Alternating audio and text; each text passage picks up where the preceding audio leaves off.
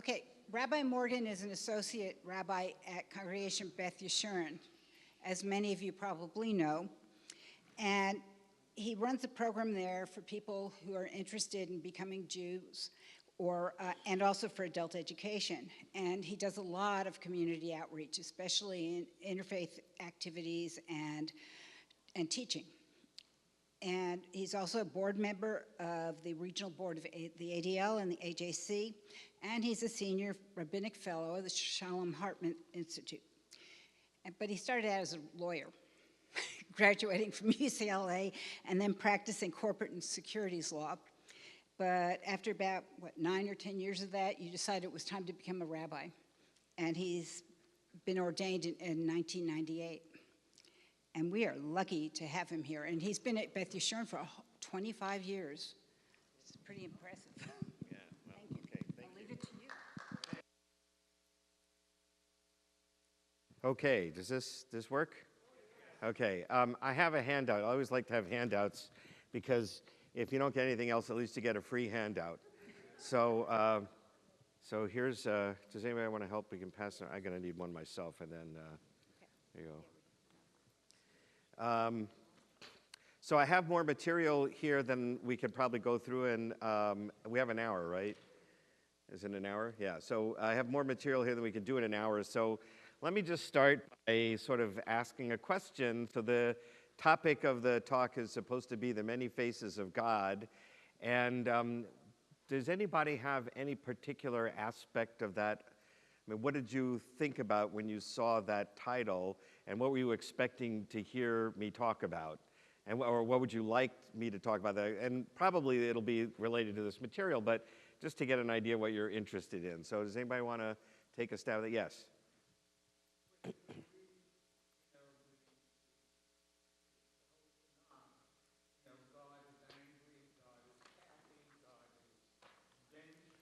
Right. Yes.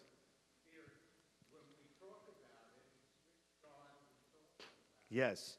Right. So the question was, for those who didn't hear, so the Bible talks about God getting angry and being vengeful and being a general, and also things are pleasing to God. When you offer a sacrifice, it's either pleasing, as we read in this week's Torah portion with Cain and Abel.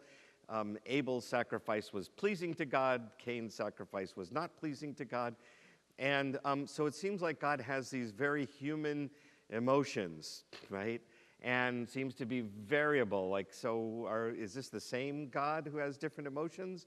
And why does God have human emotions? Right, so that's a really good question, and we will address that sort of in a way, yes. Any other questions, thoughts?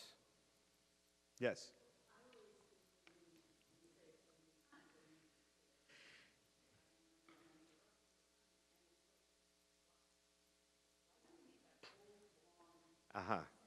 Right. Right. So that is what we call the 13 attributes of God's mercy. Adonai, Adonai, El Rachum V'Chanun, Erech Hapayim V'Rav Chesed V'Emet. Right. So we say that several times during Yom Kippur. Do you know where that comes from? It comes from the Torah. That's right. It's from the book of Exodus. It's in the Parsha Ki Tisa, which is the one right after the golden calf. It deals with the golden calf.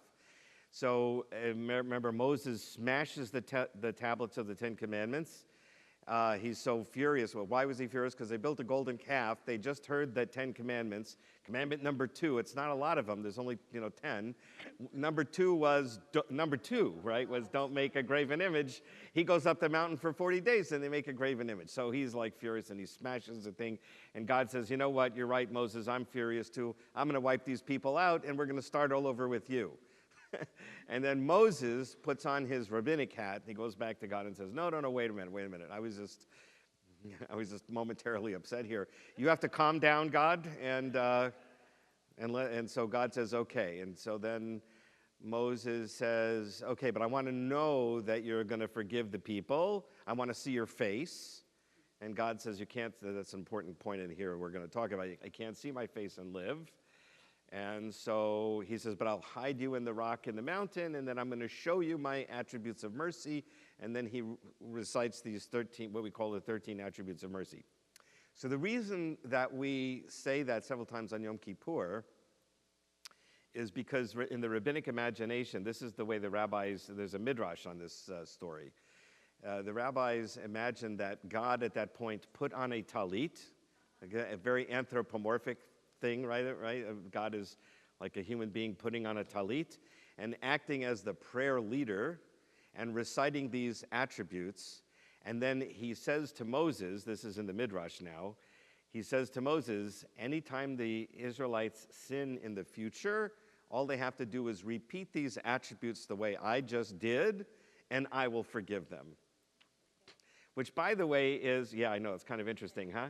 Right, well, yeah, no, so we have to remind God of God's forgiveness, right? Which is interesting. And by the speaking of Catholics, so that is one answer to the Christians who say you have to have a sacrifice. You have to have blood sacrifice in order to be forgiven. And the rabbis already said, no, that's not the case. See, God told Moses, just recite these things, no sacrifice required, I will forgive you. So you might say, well, why does that work? That's another subject, and you have to call me back for that one. Yeah. Yeah, right, so God needs to be reminded. This is another human foible. Yes, right, he's only human, right, yeah. Right, yeah.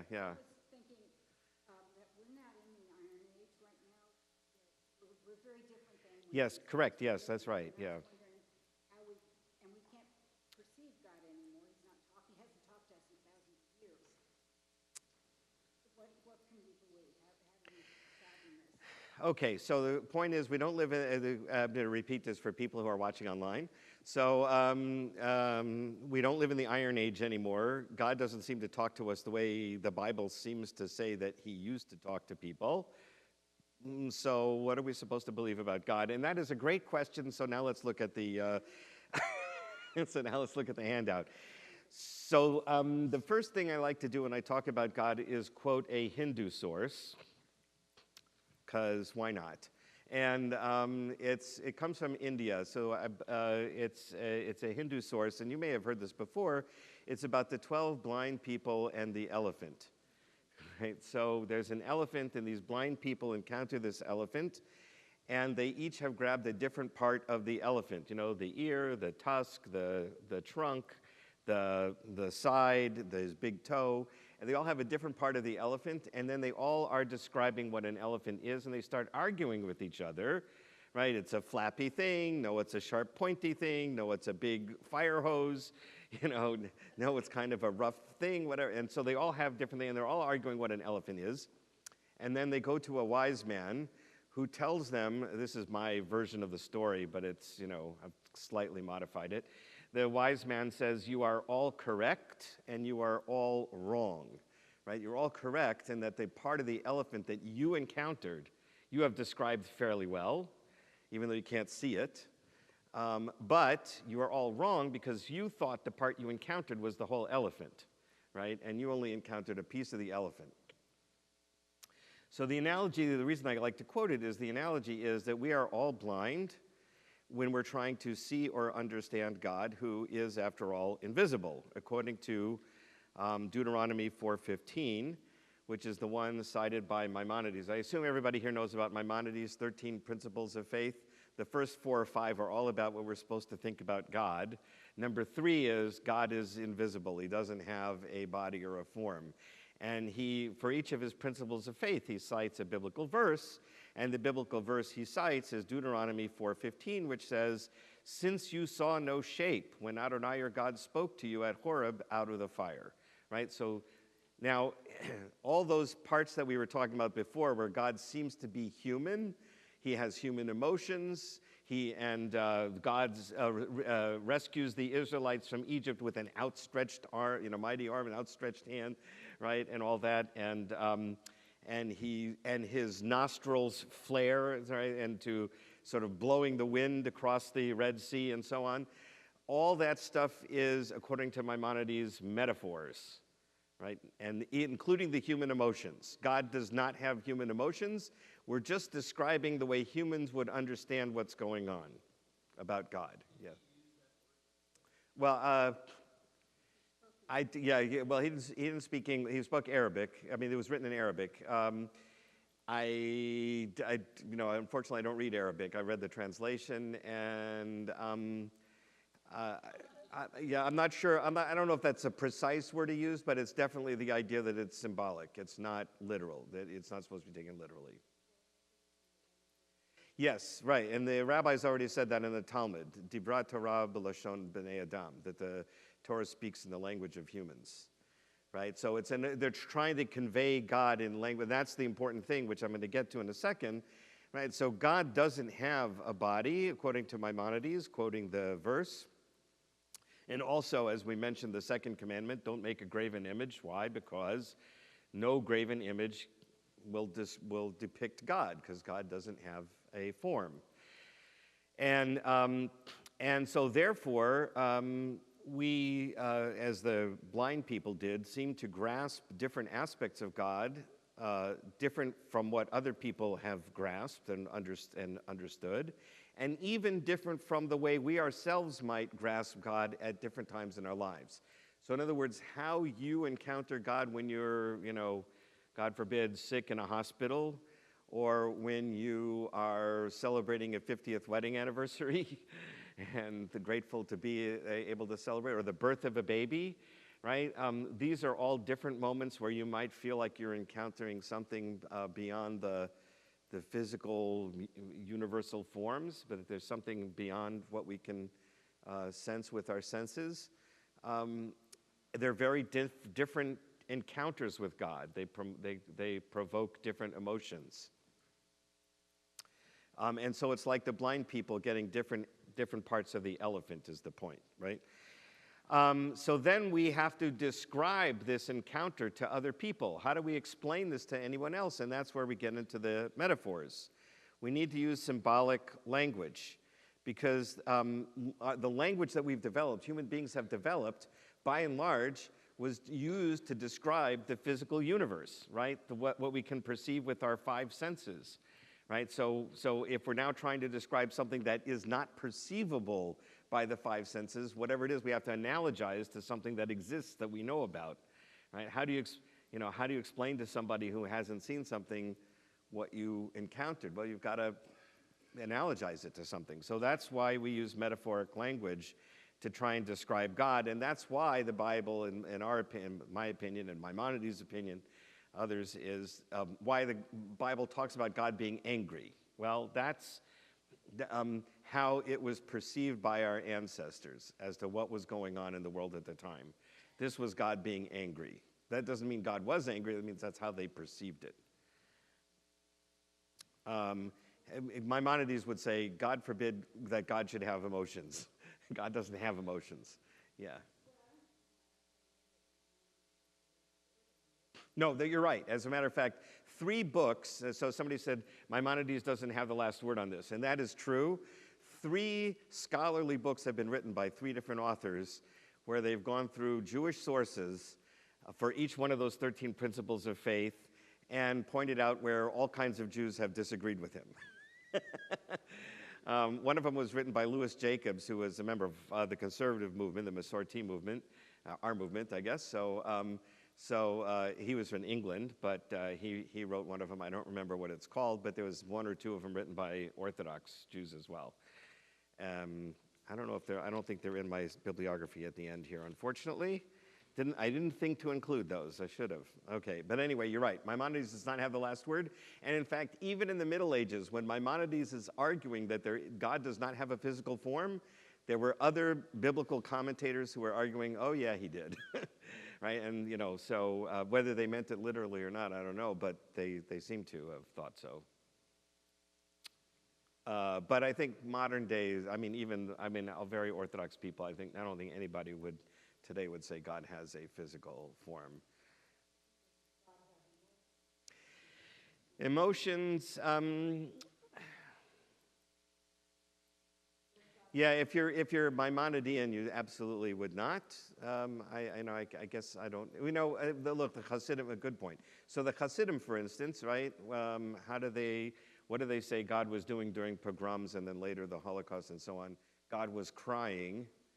God was crying with the Jewish people. So he was clearly having an emotion of tremendous sadness and distress, right? So there are people who say God has emotions, yeah.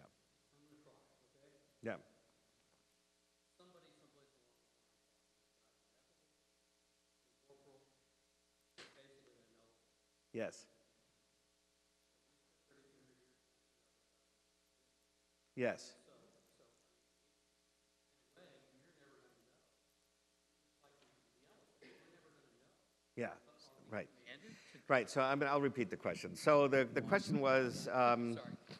So we've been saying for a long time that God is unknowable and so on. But on the other hand, we've spent a lot of ink and a lot of books trying to describe what God wants from us. That the whole Talmud is full of arguments about what does God really expect us to do.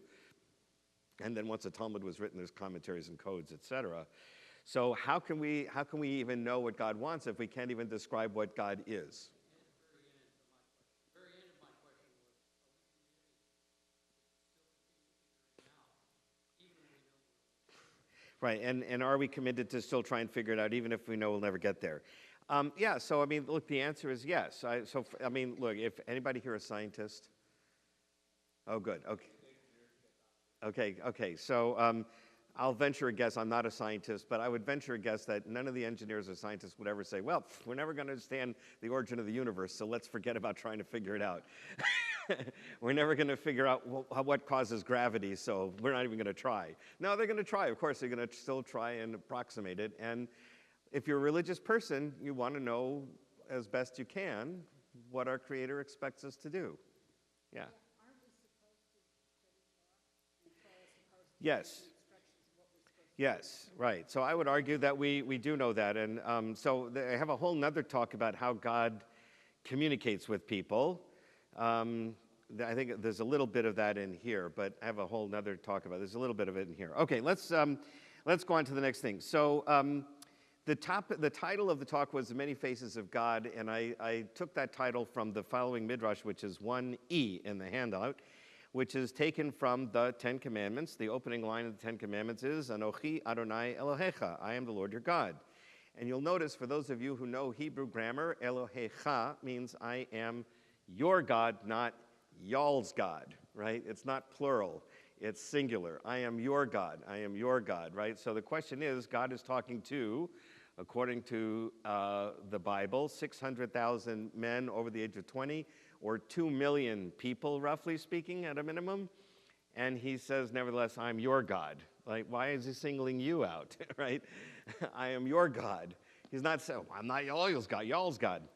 So the Rabbi Levi says, the Holy One appeared to Israel at Sinai as though he were a statue, right? Notice the metaphor he's using here. The second commandment is don't make statues, right? He knows what he's doing. He wanted to get you worked up. He wanted to say, what? Right? He wanted to make sure you're paying attention, you didn't fall asleep. Okay, so he appeared as though he were a statue with faces on every side. And 1,000 people might be looking at the statue, but it would appear to each to be looking directly at him or her. So too, when the Holy One spoke, each and every person in Israel could say, the divine word is addressing me specifically. I am hearing this message personally. That is, the divine word spoke to each and every person according to his particular capacity. So this is not a modern, Reform rabbi who said this. This is like a classic rabbi from the Midrashic period. And he uses that startling metaphor of God appearing like a statue. And all I can say is that when I first read this, the first thing I thought of was going to Disneyland. Anybody gone to Disneyland? And you go to the Haunted Mansion, and the first thing you encounter in the Haunted Mansion are these 3 heads. Right? So people know what I'm talking about? No? All right, so we'll go to Disneyland. It's fun. Come on.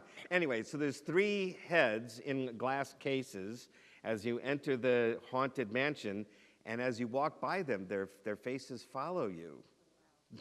Yeah, this was done with technology from the 1950s. Pretty cool. Anyway, I mean, today it'd be much easier to do it with holograms or whatever. But they did it back then. They had this, the faces would follow you as you walked by. And Rabbi Levi obviously went to Disneyland because that's what he's describing over here, a statue that looks like it's looking directly at you, wherever you happen to be. And he makes this astonishing thing that everybody could perceive God's message in a way they could understand. Rabbi Levi understands that not everybody is Einstein, right?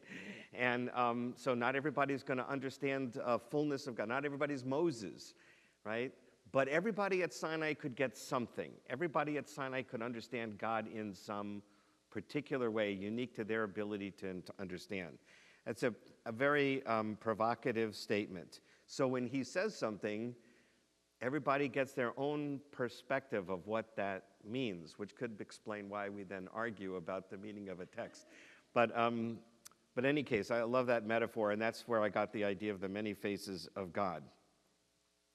So I said that God doesn't have a form, and as we mentioned before, there are places in the Bible where it does seem like he had a form. And since we just did the High Holidays, and you remember the Unatana Tokef, the central prayer of the High Holidays, where God is sitting on a throne like an old man, and the book of life is open before him, right? Okay, so the guy who wrote that prayer, and we think we know who it might have been actually, but that's another story. The guy who wrote that prayer, as with many Jewish prayers, made it as a mosaic of little snippets of biblical passages and rabbinic commentaries, and he pieced them all together to create a picture. And so this idea of God sitting on a throne with an open book comes from the book of Daniel, chapter 7, and I've given you the quote here. It's verses 9 and 10. Daniel is saying, "As I looked on, thrones were set in place, and the Ancient of Days," meaning God, "took his seat. His garment was like white snow, and the hair of his head was like lamb's wool. His throne was tongues of flame. Its wheels were blazing fire. A river of fire streamed forth before him. Thousands and thousands served him. Myriads upon myriads attended him. And the court sat, and the books were opened." Right? That's where we got that idea from Unatana Tokef. The Unatana Tokef borrowed this from the book of Daniel. And of course, that's where all our young kids get the crazy idea. Not so crazy if you're 8 years old. That's what it says, right? God's an old man sitting on a throne, right? But Maimonides says, no, that's just a metaphor, right?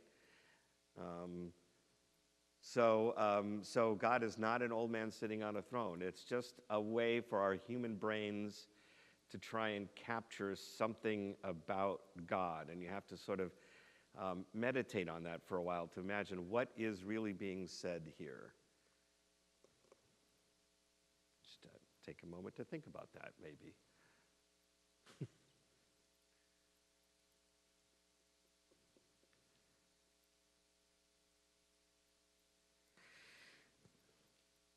So, a person sitting on a throne is somebody who is aloof, distant, commanding, in charge, right? Yeah, something like that. And we'll come back to that metaphor in a little bit. But since we do not believe that God has a body or shape, right, what does B'Tselem Elohim mean? That's from this week's Torah portion, right? God creates Adam and Eve in God's image, right? So does God look like this? Does God look like that? And the answer, of course, if you're Maimonides, is no, right? That's not the case. So then what is the text trying to tell us about human beings that is God-like, right? It's not our physical bodies. It's something else. So I suggest our intelligence. We certainly, right, something has to be distinguishing us from the other animals in the animal kingdom. Right? So our intelligence, we now know that animals are smarter than we thought they were, but presumably they're still not as smart as us. So we're intelligence, a soul, whatever that might be, a self-awareness, although it seems like some animals do seem to be self-aware, an ability to reason, certainly an ability to choose a course of action. To some extent, animals can choose, but we can decide whether we want pizza or bagels for dinner, and we can decide if we want to play Monopoly or cribbage. Boy, that's kind of dating me. All right, anyway, whatever. So the point is, we have a lot of choices and options, and we can choose to do something bad or we can choose to do something good. We can make moral decisions.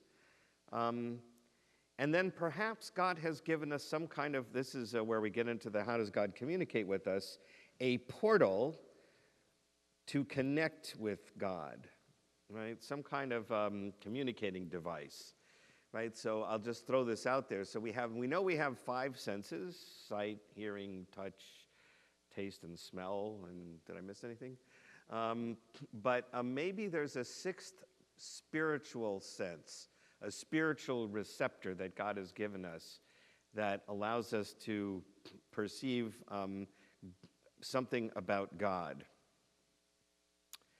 So why do I posit that theory? For a few reasons. One of them is that you go anywhere in the world, and regardless of what religion you have, the religion believes that there's something beyond what we can touch, taste, smell, hear, and feel, right?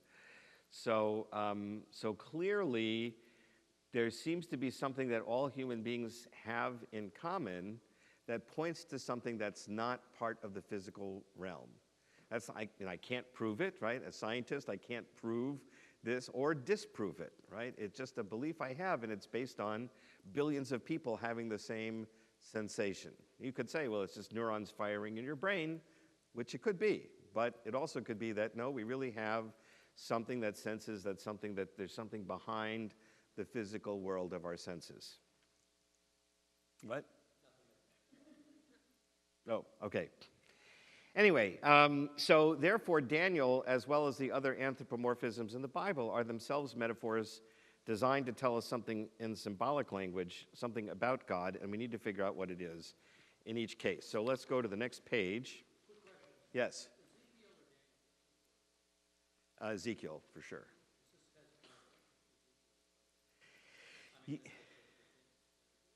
Oh, the wheels, yes, right. So it could be based on Ezekiel's visions, which would have been known already. Yeah, so Ezekiel, just for timeline purposes, Ezekiel is a prophet of the exile, so he's in Babylonia with the exiles, and he's predicting a return from exile, which ends up happening. And Daniel, we now believe, was written during the time of the Maccabees, which is a few centuries later, even though he pretends to be from the exile. Daniel is supposedly someone in exile with the Jews, but when it's actually, the book is written, it's written about the Maccabees. I mean, almost for sure, like 99% sure. Kind of fun fact, if you look at Deuteronomy, this is what my professor told me, the last chapter seems to predict when the final battle is going to take place, and a few verses later it predicts a later date, and a few verses later it predicts a later date. And by those calculations, we can almost figure out almost exactly when the book was finished, which was, it doesn't predict the final one, so it's before the Maccabees are finally victorious, right? So it's recounting certain battles that they think they're going to win, but then they don't. Anyway, whatever. So that's, Daniel comes later. Okay, what does our Father, our King mean? So this is another thing that comes up during the high holidays. First of all, very patriarchal, very male-dominant, but of course, the whole world was male-dominant until half the population, that is men, figured out that the other half of the population was women, and it's always about the men. It's always about men being dumb. So I'm just going to say that, put that out there. But so before men realized that half the population was women, we used to use very male-centered language. So, our Father, our King. We just said God isn't a human being. God doesn't have a human form. God doesn't need to reproduce. Therefore, God doesn't need gender identification, right? And so, if you get hung up on Father and King, you're definitely not understanding what the prayer is trying to say, at least in my opinion. Yeah. We do. Shekhinah, which means a dwelling presence of God. Right, we do have some feminine ones, fewer ones, but we do have them. So the question then is, well, what if this is a metaphor? What is Father and King trying to convey? So a king is, again, this person who's sitting on a throne who's aloof and distant and commanding, what we would call the transcendent God, perhaps, or the philosopher's God, sometimes called, the prime cause of the universe, beyond time and space, multidimensional, powerful creator, and very hard to communicate with, right? The transcendent, aloof God, right? And then a father or a parent, right? A parent is a loving, compassionate, nurturing, caring, intimate person, right? And so God is right here, right now, right next to me, has a relationship with me. So father and king are two almost diametrically opposite images of God. That, again, this prayer, the person who wrote the prayer originally, which was Rabbi Akiba is the first one we know that used this language in the Talmud. Father and king, putting the two together, is, at least I think he's the first one to put it together. I know he is, but yeah, he got up and prayed, "Our Father, our King, make for rain." Right? Yes, that's the one I'm thinking of. In any case, the person who originally composed these two things put these two intentionally together to make you think about God being both at the same time, both a transcendent philosopher God and also a personal, intimate God, right? And think of both of those while you then add whatever comes after Avinu Malkeinu, right? So God is both of those things and whatever follows in the next line of the prayer. By the way, Jews do this all the time. We love to put opposite things, smash them together and say, think about both of these at the same time. One of Rabbi, as just an aside, Rabbi Toker, I don't know if you ever heard of him. Rabbi Toker was the chief rabbi in Japan for several years, and he used to talk about lectures about his experiences in the Far East. And one of the things he would always start his lectures with, he'd say, Judaism is really an Eastern religion more than it is a Western religion. It's from Asia. It's not from Europe, and he would give examples that sort of related it to his experiences in the Far East. But for our purposes now, there's this Buddhist idea of a koan, right, which is a sort of an intellectual conundrum that you're supposed to meditate on to try and resolve. The classic koan is the sound of one hand clapping, right? So. Right, so meditate on that, my son or my daughter, and figure this out, And so the idea that God is both a father and a king, is kind of like an Eastern koan sort of an idea. Both of these things at the same time. Hold both of these thoughts in your mind at the same time. Okay, so similarly, one might say, I don't know if you've heard this already, but Adon Olam. Let's take a look. I reproduced the English over here. I think I slightly modified the translation. Master of the universe who ruled before any form was created, at the time when his will brought into being, then his name was called King. After all has ceased to be, the awesome one alone will rule. He was, he is, he will be in splendor. He is one, there is no second to compare to him, to declare as his equal, without beginning, without end. His is the power and dominion. And he is my God, my living Redeemer, the rock of my pain in time of distress, my miracle, a refuge for me, my portion of the cup, when a day and I call. Into his hand I entrust my spirit when I go to sleep and when I awake. With my spirit is my body. God is with me, I shall not fear. So what happened there, right? Is both, right?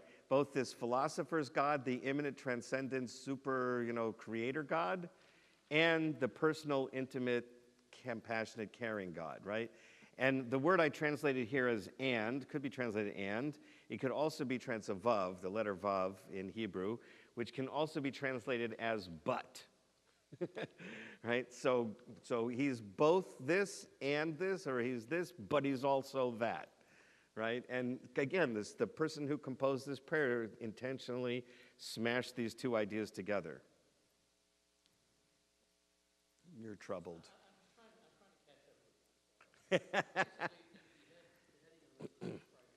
Yes. Yeah, those are all different. Really, not even as any of these things.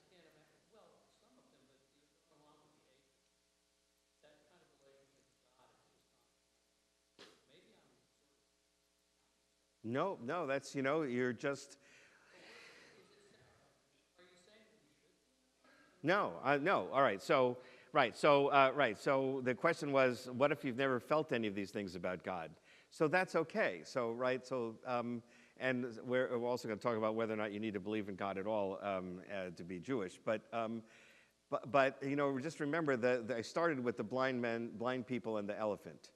So everybody has grabbed the part of the elephant that they've grabbed, or not, right? And then have to describe what they've encountered. If you haven't encountered that part of the elephant, as it were, right? So you haven't encountered that part of the elephant yet. I would just, there's a famous statement by Franz Rosenzweig. He was asked if he's wearing tefillin or something like that, and he said, "Not yet," right? So, you haven't encountered that aspect of God yet, but maybe, you have a long life ahead of you, and who knows? Okay. So that's all different ways of describing God. So now I'm just going to ask a few kind of questions. Is God out there, or is God in here? And what is the difference, and how would we know? Right? So, these are kind of mind puzzles, right? Yeah. The answer is yes. Yeah. Is God up there? Yeah, oh, right. Yeah, so first of all, let's get rid of that idea, right? So God is up there. So the reason people thought God was up there is just kind of ancient cosmography, right? They thought that the earth was flat, that there's a dome over the earth, right? And that the sky was the ceiling of the dome. But beyond that ceiling was where the domain of heaven was. And so God was out there somewhere, right? So they all pointed up there and said it. But now we have the Webb telescope, which has gone way beyond that, right? To the far reaches of the universe. Right? And there's no heaven anywhere, right? No angels dancing around and no man sitting on a throne. So we know for sure God's not, quote, up there, right? So now we have to adjust our thinking. So where is God, right? Yeah. God is everywhere, yes. Right. Right, so there's this idea that God is in everything, right?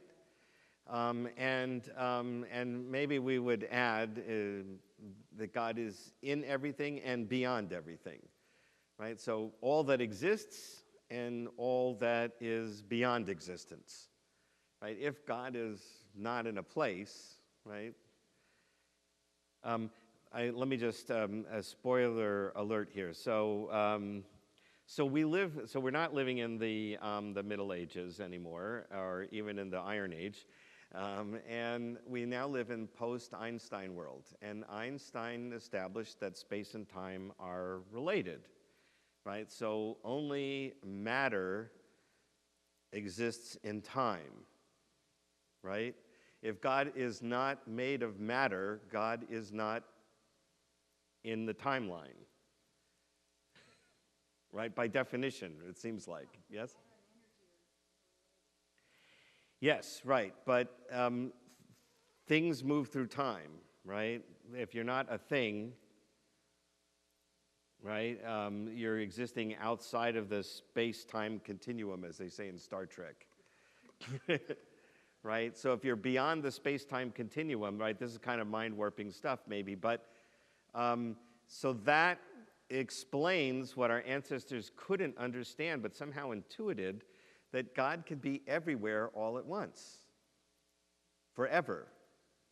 Because if God is outside of the space-time continuum, right, God can be everywhere all at once. God knows everything everywhere because it's not part of this physical universe, all right, theoretically, right? And that explains another conundrum that our ancestors couldn't understand. So if God knows everything, including what we're going to do, then how do we have free will? Well, we have free will because we're moving through time. So we actually do make choices as we live our lives. But God's living outside the space-time continuum, so he knows everything that's ever going to happen. We made the choice to do what we did, but God already, it's like, you know how the Civil War is going to end. How do you know? People had free will back then, right? They did, but we know what the result is, right? So God knows what the result is going to be. I hope I'm not warping anybody's mind here. Okay, anyway. So is God out there or in here? So if there is this portal that I was suggesting, If we have a spiritual portal that can somehow receive things from God, right, that may result in our getting a sensation that God is internal to us because the portal is a signal that we're receiving. On the other hand, it could be that God is out there, or maybe God is both, and maybe it doesn't matter. And in the end, I've decided that for me, it doesn't really matter a whole lot. But I mean, I'm just throwing things out there for you to think about, right? Because there's 70 faces of God, so you can make your own, right? I'm just giving you some ideas. So the next concept is, Mordecai Kaplan, who I'm sure you've heard of, believed that God was not a being, but God was simply a force, the force that makes for salvation. Now, of course, he came up with this idea before the Holocaust, and things seem to be moving in a generally positive direction. And actually, if you read some current philosophers today, they will say that, yeah, even though the 20th century experienced horrific things, Stalin and World War II, for instance, that generally speaking, things are much better now than they were in the past. I guess that's debatable, but whatever. Mordecai Kaplan's idea was that things are generally moving in a positive direction. Why would that be? Because there's a force that is pushing the universe in a positive direction. And so he called it the power that makes for salvation. The advantage of thinking about God as a force is that gives you a metaphor for understanding a being that doesn't have a body, right? A force doesn't have a physical presence. It's a force. The problem with it being simply a force is it's not a being. It's just a force, like gravity or something. And it's not thinking, and it's not self-aware, and it can't. It's very hard to have a relationship with a force, right? Of course, unless you're Luke Skywalker. But what? Yes, may the force be with you. Right? Yes, use the force, Luke. So so it may be. But I got a sense from Star Wars, though, and of course this is George Lucas's fantasy and whatever, but. That in the Star Wars universe, the force is not a being, it's something you tap into, right? And okay, so if that's your vision of God, then that's how you understand God, right? I prefer, and I think the more traditional Jewish view is that God is a thinking force. God is a sentient force. God is therefore a being that you can have a relationship with. But maybe you don't.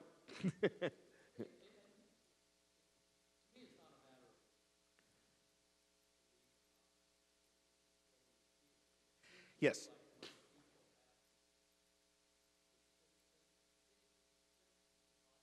Yeah, right.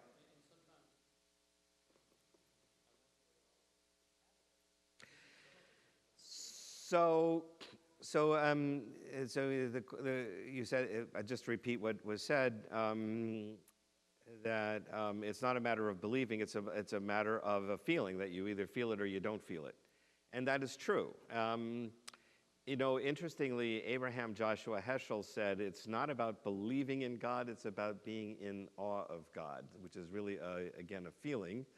So again, another experience that some people have where they feel God's presence is like looking at the Grand Canyon, right? Or Yosemite, or some beautiful garden oasis.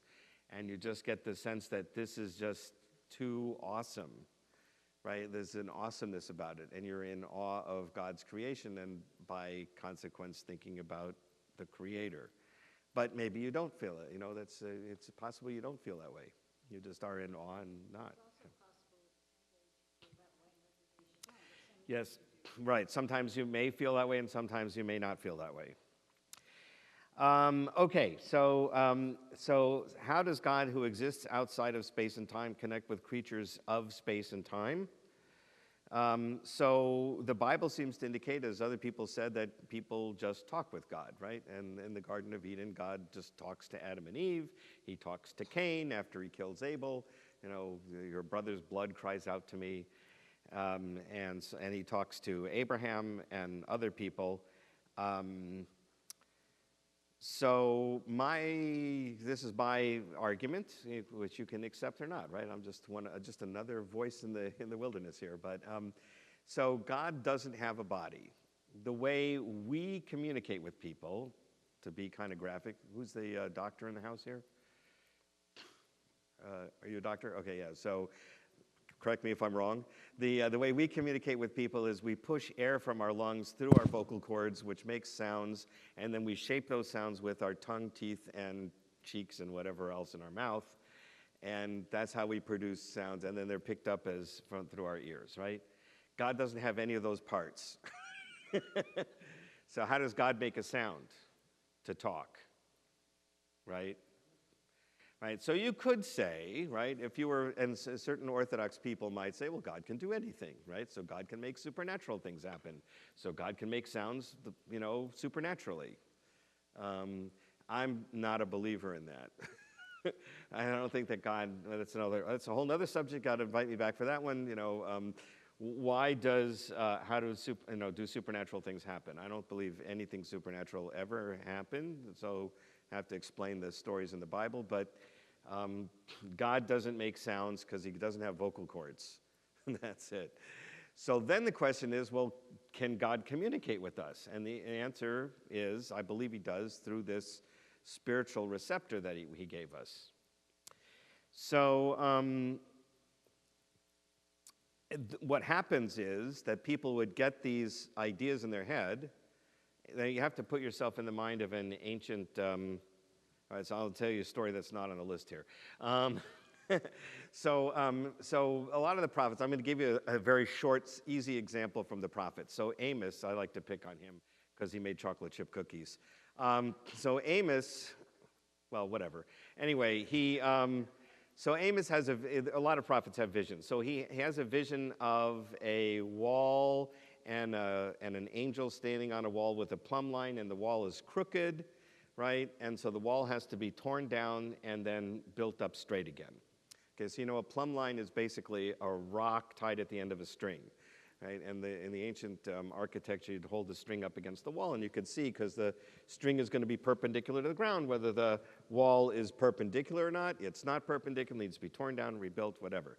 And so he sees this angel standing with the wall with the plumb line, and the angel says, "What do you see, Amos?" And he says, "Well, I see this wall with a plumb line." And he says, "And that's right, and God is going to judge the Israelite people like this architect is judging the wall, and we're going to have to tear the society down and rebuild it again from scratch because the society is crooked and corrupt," right? Amos. Yeah.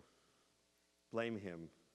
Anyway, so did he see this angel? So the question is, did he see an angel standing on a wall? Did he hear this angel talking to him, right? And nobody else saw the angel? Nobody else heard the voice? Because if that's the case, right, what would we say if tomorrow somebody came up to you and said, "Buy stock in IBM"? God spoke to me last night in my bedroom and told me to buy stock. Yes, right. They're either smoking something, right, or they need medications because they're hallucinating. Yeah, right, yeah.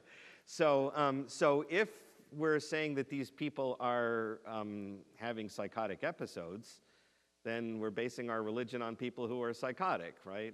Or maybe there's a different explanation. So here's my explanation. Amos is reading the newspaper, the Houston Chronicle, every day, which they had back then.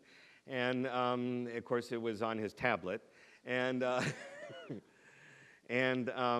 headlines are always terrible. The city is corrupt, the nation is corrupt, there's this and whatever, all these things are happening and whatever. And he's a prophet, and it's really disturbing him. But you know what? Time to turn the tablet off and go to work. And they didn't have cars back then, although they had tablets, and he had to walk to work. And so next, he's walking down the street to his employment, and his neighbor is having a construction project.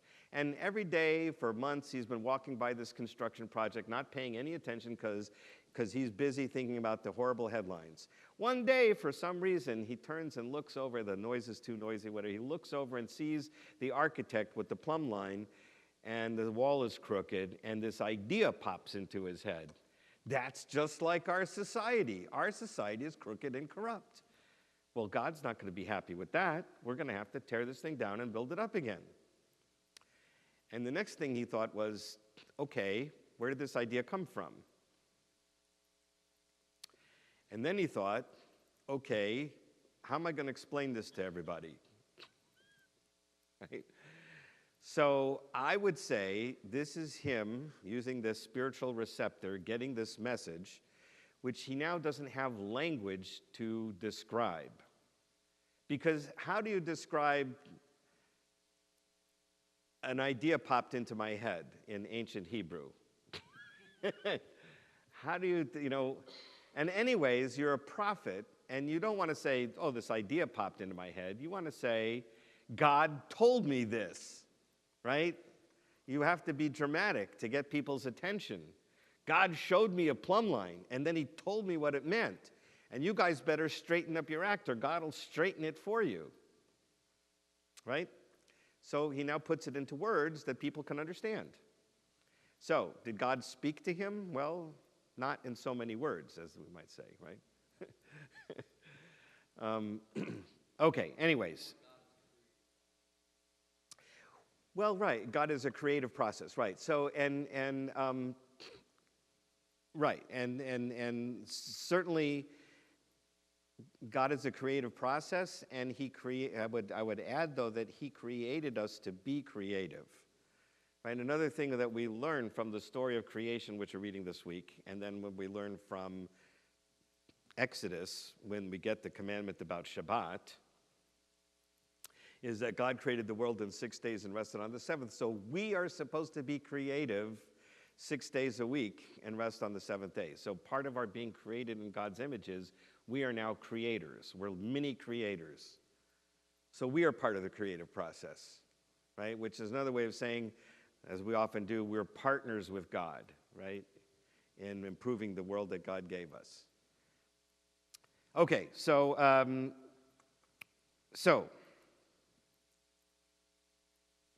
let's turn the page. We did the radio so my radio transmitter analogy is, I usually show you a graphic at this point. So, but the graphic, I'm glad I'm going to be retiring in a few years, maybe sooner, and because this analogy is already way outdated. I don't know anybody who still has a radio receiver. I even got rid of mine just a couple of years ago. But there used to be radio receivers, and I'm sure everybody in here knows what I'm talking about. So I can still use the analogy with you. So if God is a radio transmitter, or has a radio transmitter, or he's sending out these messages, he's given us a radio receiver.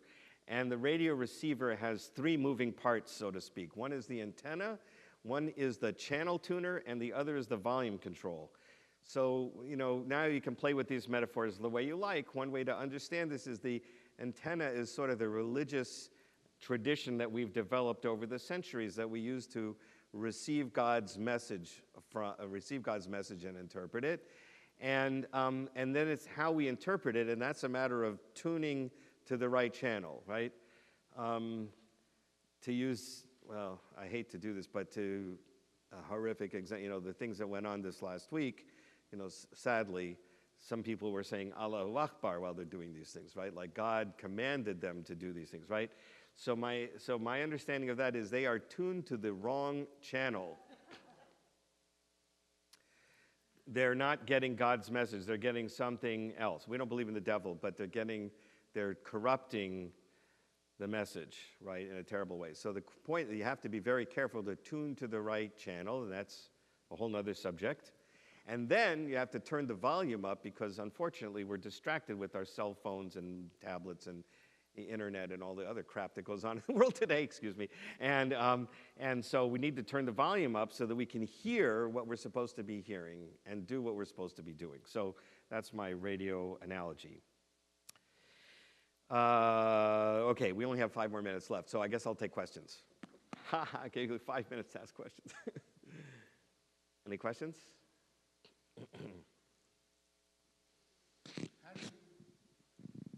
Where do you put faith in the equation? Yeah, where do you put faith in? Where do you put faith in this equation here? Yeah, so I mean, I think faith again is this question about whether you have had this sensation of encountering the elephant in some way, and what was that encounter like? Sometimes we could go through an experiment or a discussion where people talk about where they may have felt or they encountered God, and what was their experience, and what did they feel, and what prompted it, right? And then some people may not have ever had that experience, which is also so. So the question was, do you have to believe in God to be Jewish? And so. It's a complicated question. Maimonides would probably say no. You cannot not believe in God and be Jewish. Maimonides was very much about belief. I would say in the modern sense now, Judaism developed at a time where there was this collection of things that defined us: language, history, literature, and religion, belief, right? So it was a collection of things, and also geography. We were all from a certain place,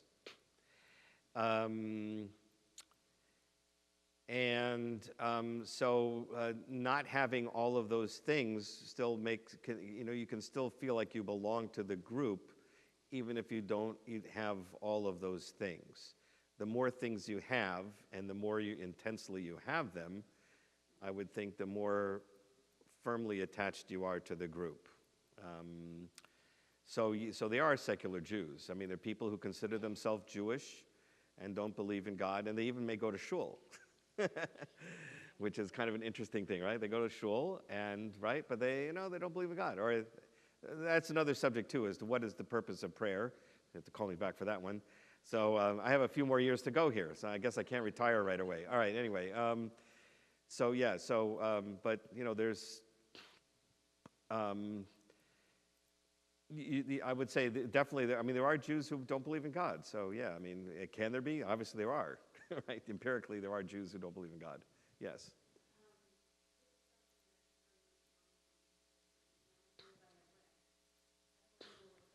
Wants me to do. Right, that's the real question, right? How do we know what God wants us to do, right? So in the broad strokes, it's a little bit easier, I think, to define than in the more specific thing. And of course, Jews are all about the specific things, right? Like, which shoelace do I tie first? Which I'm not sure that God really cares, but the Shulchan Aruch does. Anyway, whatever. So in the broad strokes, right, it's pretty easy to say, you have to imagine that you're in the position of the creator of the universe. And I have created this beautiful planet that is full of life, plants and animal life, and everything works so magnificently together. And I've created this creature who has free will and a brilliant mind, and, as I always like to say, opposable thumbs, so that we can manipulate the environment like no other animal on the planet, and we have conquered the planet. What would I want this creature to do? And for sure, what I do not want this creature to do is go out and kill each other, right? Or destroy the planet, right? So in the broad strokes, it's pretty simple. We're supposed to take care of each other, love each other, nurture each other, support each other, take care of the planet, and make sure that life, continues here. In the more detailed things, the things that, so aside from that, so those are kind of broad moral issues, right? But then there's, so what anybody can do that. You don't have to be Jewish to do those things. So what makes us Jewish are the rituals, right? The calendar, life cycle, eating habits, right? The blessings, the prayers that we recite. And why do we do those things? Because it creates a tight unit of a community. And all the anthropologists will tell you that a community is much more powerful than a single individual. In fact, the way we conquered the planet was not just with our brilliant minds and opposable thumbs, but the fact that we could communicate in large groups of people and get people to collectively do something together. That's what enabled us to conquer everything else. And so how do we do that? Well, we create identities of communities. And So why Judaism? Well, first of all, for those of us who were born into it, we're born into it. For those of us who find Judaism, and I teach those folks, it's because they find it exciting. But that's not to say that Christianity doesn't mean something to Christians, and Muslim doesn't mean this to Muslims, and Hindus to Hinduism. And so then I use the analogy of the symphony orchestra, right? So a symphony sounds wonderful because it's a bunch of different kinds of instruments all playing together and making beautiful music together, right? It would be a boring symphony if there were only oboes. And so, but on the other hand, if we're playing the oboes, we want to make sure we play the oboe as best we can, because that's what makes the symphony sound good. Okay, I ran out of time.